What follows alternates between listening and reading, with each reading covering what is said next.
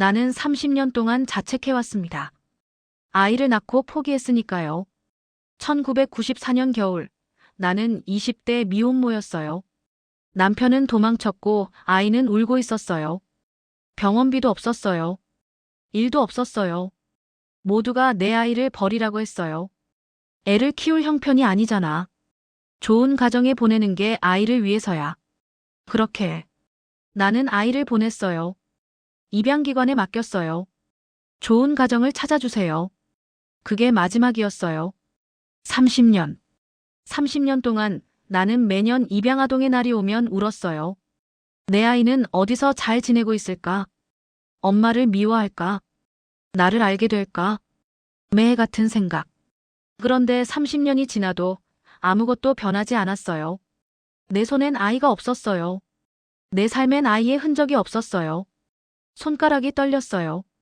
가슴이 철렁 내려앉았어요.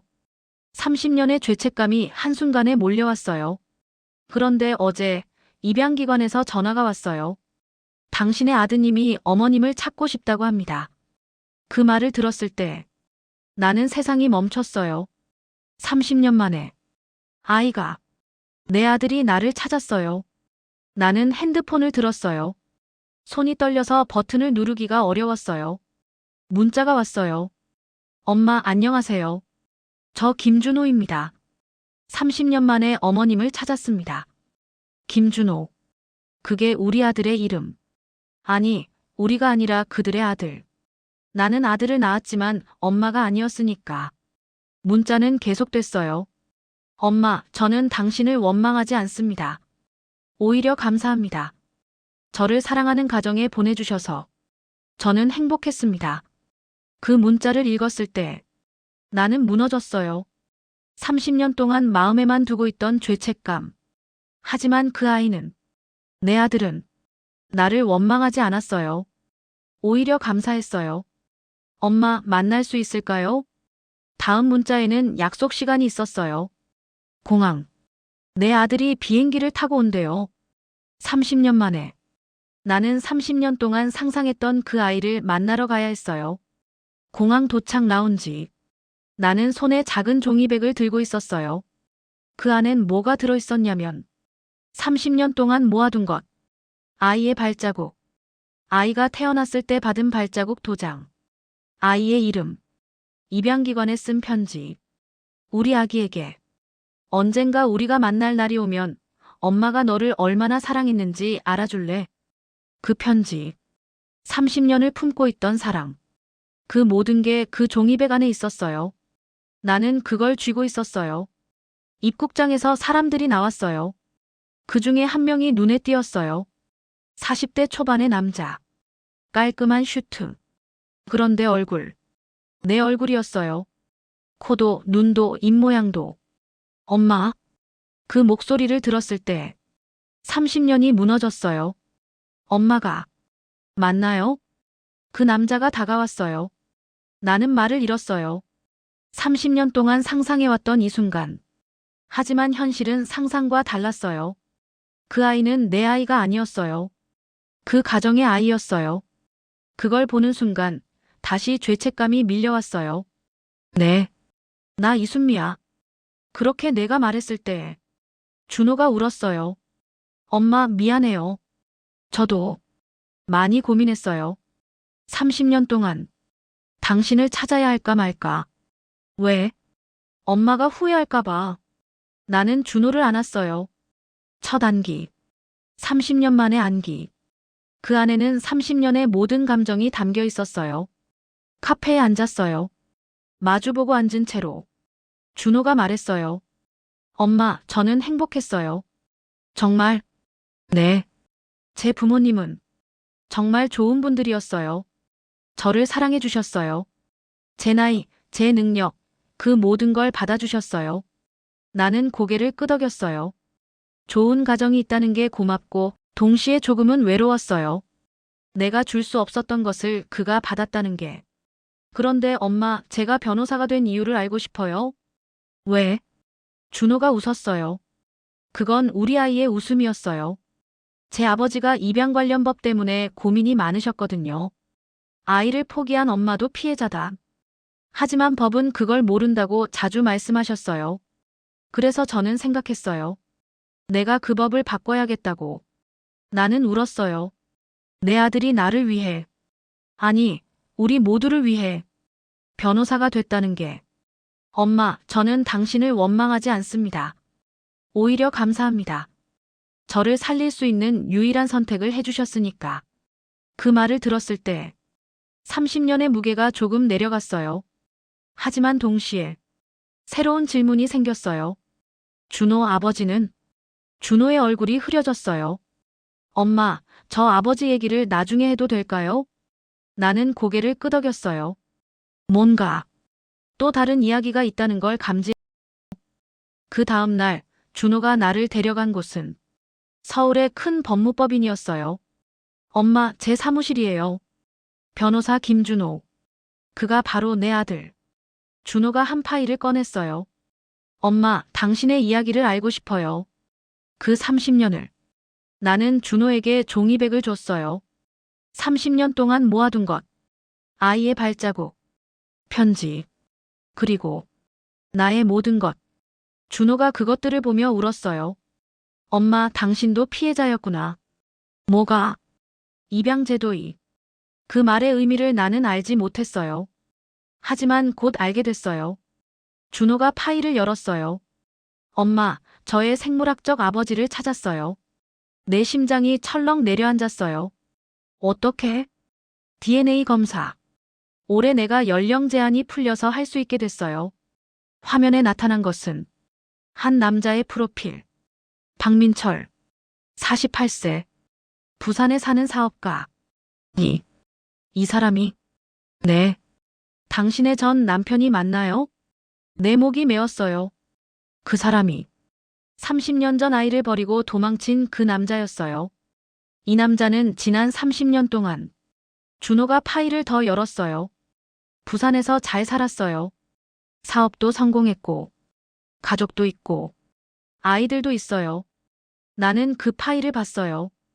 박민철의 아내, 2명의 자녀, 행복한 가족 사진. 우리 아들은 없었어요. 아니, 있었지만 없었어요.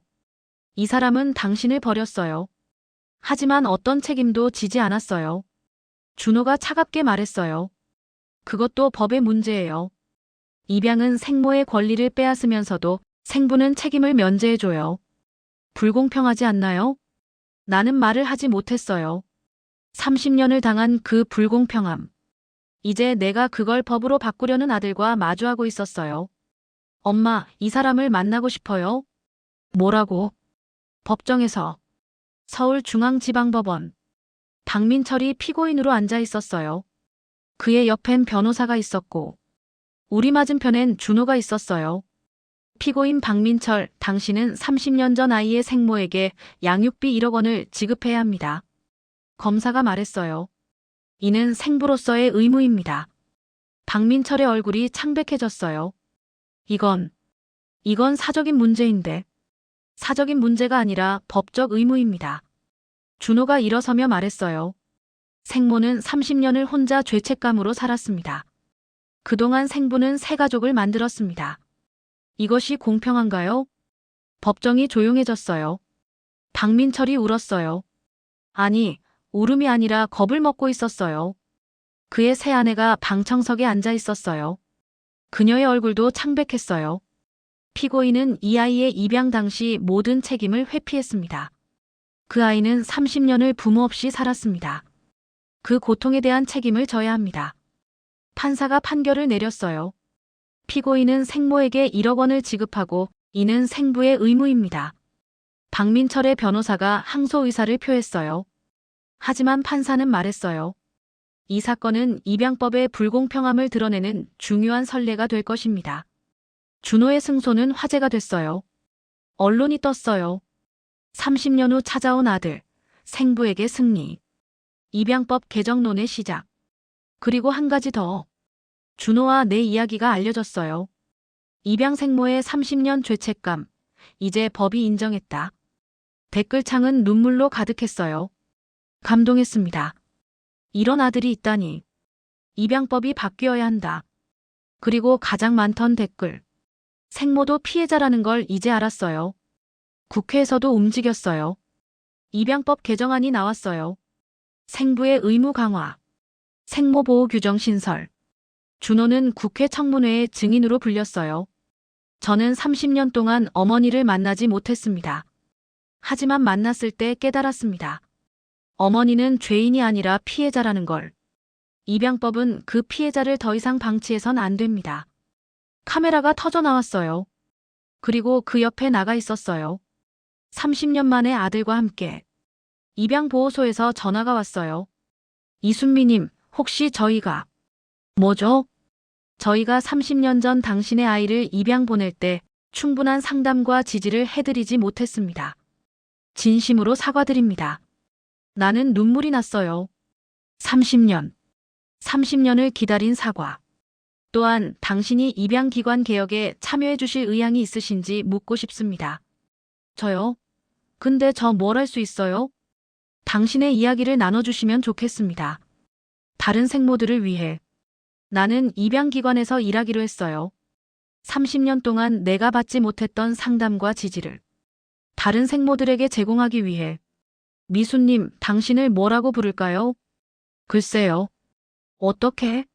상담사 이순미, 어떨까요? 나는 웃음이 났어요. 30년 동안 잃어버린 이름.